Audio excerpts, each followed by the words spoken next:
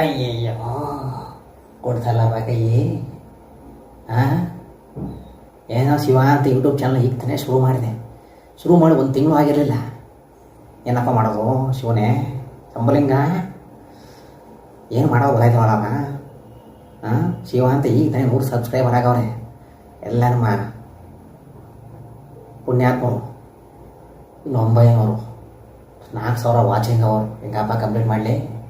6 ತಿಂಗಳಲ್ಲಿ ಏನೋ 1 ವರ್ಷ ಸಿಕ್ಬಿಡ್ತಲ್ಲ ಅಂತ ಖುಷಿಲಿದ್ದೆ.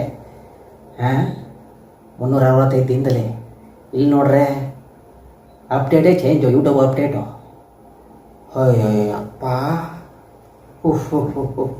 ಅದೇ ಕಷ್ಟ ತುಂಬ ಕಷ್ಟ.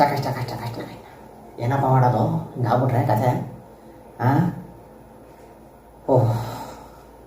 Welcome back to my YouTube channel. ಏನಪ್ಪ ಅವನು ತಲೆ ಮೇಲೆ ಟವಲ್ ಹಾಕಬಿಟ್ಟು ನೆನ್ಕೋಬೋದು. ಏನು ಮಾಡೋದು? ನೆನ್ಸ್ಕೊಂಡ್ರೆ ಭಯ ಆಗುತ್ತೆ. ಹೊಸ ಅಪ್ಡೇಟ್ ಬಂದಿದೆ ಈಗ ಯೂಟ್ಯೂಬಲ್ಲಿ. ಏನಪ್ಪ ಅಪ್ಡೇಟು ಅಂದರೆ ಬಿಗ್ ಶಾಕು. ಹೊಸ್ದಾಗಿ ಕ್ರಿಯೇಟ್ ಮಾಡೋದು ತುಂಬಾ ಕಷ್ಟ, ಎಕ್ಸ್ಪೆಷಲಿ ನನಗೆ ಕಷ್ಟ ಅದು. ಹೇಳ್ತೀನಿ ಕೇಳಿ. ನಿಮಗೆ ಒಂದು 5-6 ತಿಂಗಳು ಟೈಮ್ ಇರುತ್ತೆ ಅಷ್ಟೇ. 5-6 ತಿಂಗಳಲ್ಲಿ ಯೂಟ್ಯೂಬ್ ಅಪ್ಡೇಟ್ ಚೇಂಜ್ ಆಗಿಬಿಡುತ್ತೆ. ಯಾವ ಥರ ಚೇಂಜ್ ಆಗುತ್ತೆ ಅನ್ನೋದ್ರ ಬಗ್ಗೆ ಒಂದು ಮಾಹಿತಿ ಹೇಳ್ತೀನಿ ಕೇಳಿ. ನಿಮಗೆ ಹೊಸ್ದಾಗಿ ಯೂಟ್ಯೂಬ್ ಕ್ರಿಯೇಟ್ ಮಾಡಿರೋರಿಗೆ, ಇನ್ನೂ ಮಾನಿಟೈಸ್ ಆಗದೇ ಇರೋರಿಗೆ ಜನವರಿ 31, 2027 ತನಕ ಟೈಮ್ ಇದೆ. ಅಷ್ಟರ ಒಳಗಡೆ 1,000 ಸಬ್ಸ್ಕ್ರೈಬರು, 4,000 ವಾಚಿಂಗ್ ಅವರ್ನ ನೀವು ಕಂಪ್ಲೀಟ್ ಮಾಡ್ಕೊಂಡ್ರೆ ನಿಮ್ಮ ಚಾನಲ್ ಮಾನಿಟೈಸ್ ಆಗುತ್ತೆ. ಇಲ್ಲ ಅಂದರೆ ಯಾವುದೇ ಕಾರಣಕ್ಕೂ ಆಗಲ್ಲ. ನೆಕ್ಸ್ಟು ಫೆಬ್ರವರಿ 1, 2027ಕ್ಕೆ ರೂಲ್ಸೇ ಚೇಂಜು, ಯೂಟ್ಯೂಬ್ ರೂಲ್ಸು. ಹೆಂಗೆ ಏನು ಅಂತ ಹೇಳ್ತೀನಿ ಕೇಳಿ. 1,000 ಸಬ್ಸ್ಕ್ರೈಬರ್ ಸೇಮ್ ಇರುತ್ತೆ, ಆದರೆ ವಾಚಿಂಗ್ ಅವರು ಜಾಸ್ತಿ ಆಗಿಬಿಟ್ಟಿದೆ. ಎಷ್ಟಾಗಿದೆ? 8,000 ಆಗಿದೆ. 4,000 ವಾಚಿಂಗ್ ಅವರ್ ಇದ್ದಿದ್ದು 8,000 ಆಗಿದೆ. ಆಮೇಲೆ ಶಾರ್ಟ್ಸಲ್ಲಿ ಒಂದು ಆಪ್ಷನ್ ಇತ್ತು, 10 ಮಿಲಿಯನ್ನು 1,000 ಸಬ್ಸ್ಕ್ರೈಬರು ಆಗಿದ್ದರೆ ಅದು ಮಾನಿಟೈಸ್ ಆಗಿರೋದು ಯೂಟ್ಯೂಬ್ ಚಾನಲ್ಲು ಶಾರ್ಟ್ಸಲ್ಲಿ. ಈಗ ಶಾರ್ಟ್ಸಲ್ಲೂ ಜಾಸ್ತಿ ಆಗಿಬಿಟ್ಟಿದೆ. ಎಷ್ಟಾಗಿದೆ? 20 ಮಿಲಿಯನ್ ವ್ಯೂಸ್, 20 ಮಿಲಿಯನ್ ವ್ಯೂಸ್ ಆಗಿರಬೇಕು ಈ ಶಾರ್ಟ್ಸಲ್ಲಿ. ಹೆಂಗೆ ಮಾಡೋಕ್ಕಾಗತ್ತೆ ಇದು ಹೊಸಬ್ರಿಗೆ? ನಿಜವಾಗ್ಲೂ ಕಷ್ಟ.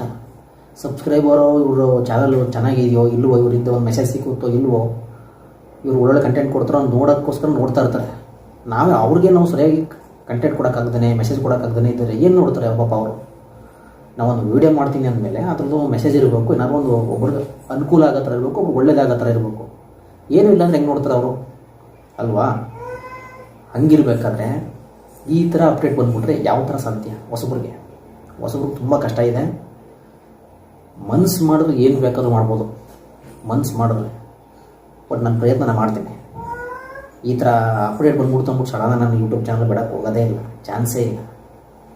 ನಾನು ಶುರು ಮಾಡಿರೋದೇ ನನ್ನ ಮಕ್ಳಿಗೋಸ್ಕರ, ನಮ್ಮ ಮಕ್ಕಳು ವಿದ್ಯಾಭ್ಯಾಸಕ್ಕೋಸ್ಕರ.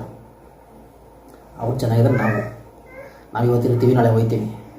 ಅವ್ರಿಗೊಂದು ಭವಿಷ್ಯ ರೂಪಿಸೋಣ, ಒಂದು ಒಳ್ಳೆಯ ಭವಿಷ್ಯ ಕೊಡೋಣ ಅಂತ ಈ ಚಾನಲ್ನ ಶುರು ಮಾಡಿದ್ದೆ. ಏನೇ ಕಷ್ಟ ಬರಲಿ